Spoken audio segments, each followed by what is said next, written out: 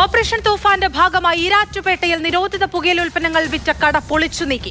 ചാക്കുകണക്കിന് നിരോധിത പുകയില വസ്തുക്കളും പിടിച്ചെടുത്തിട്ടുണ്ട്. ഇതര സംസ്ഥാന തൊഴിലാളികൾ നടത്തിവന്ന പുകയില ഉൽപ്പന്നങ്ങൾ വിൽക്കുന്ന കടകൾ നഗരസഭ പൂട്ടിച്ചു.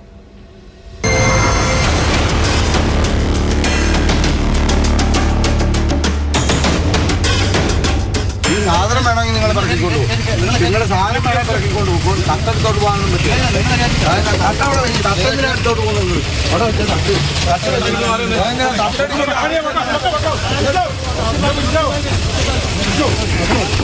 നിരോധിത പുകയില ഉൽപ്പന്നങ്ങൾ വിൽക്കുന്ന കടയാണ് എക്സൈസ് സംഘം പൊളിച്ചു നീക്കിയത്.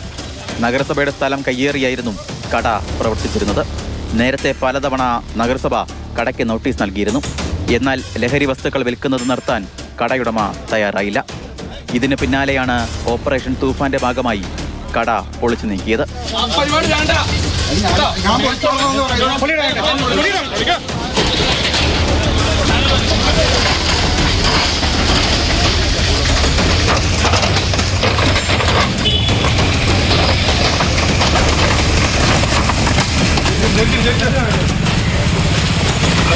ഈരാറ്റുപേട്ട നഗരപരിധിയിലെ 7ഓളം കടകളിലാണ് പോലീസും എക്സൈസും നഗരസഭയും സംയുക്തമായി പരിശോധന നടത്തിയത്.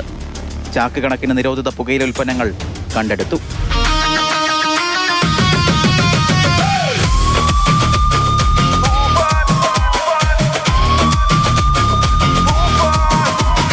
കാറ്റുപോലിരുട്ടിനെ വകഞ്ഞു നമ്മൾ നീങ്ങിടും.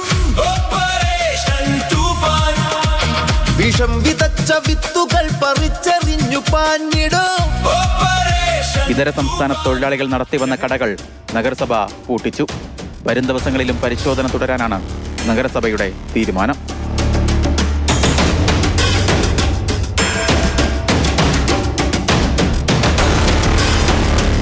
മാതൃഭൂമി ന്യൂസ്, കോട്ടയം.